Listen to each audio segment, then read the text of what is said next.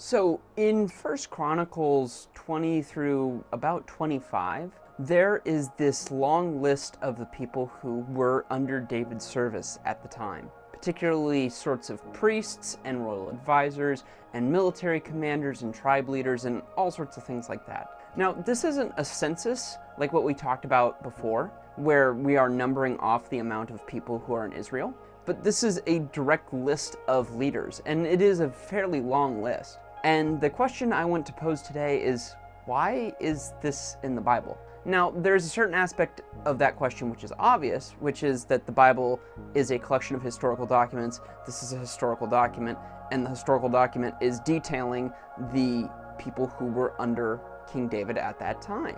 But I think that it is reasonable to suggest that there should also be some spiritual significance to it. I mean, it is in the Bible after all. And I have a few theories here, which are definitely subject to scrutiny. So if you disagree with my theories, by all means, please leave a comment and let me know. But here are a couple that just come to mind and make some sense to me.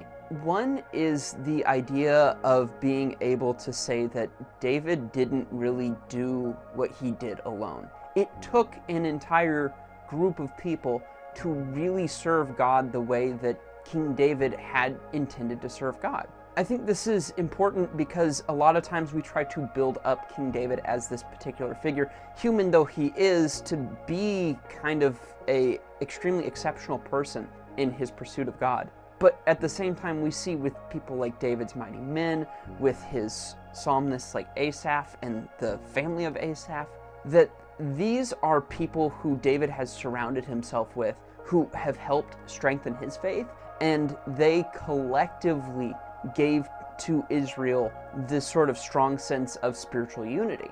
And so I think in a way, being able to acknowledge all of these leaders really helps to show that it takes a village. Another reason I can think of why this would be included in the Bible is simply to give credit where credit is due.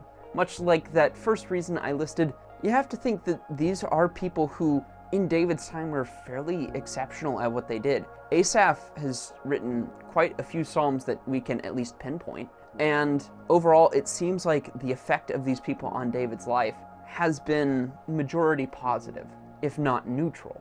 And so I think there's a certain space in where we can just say that God is giving credit to the righteous, the people who helped David to get to where he's at.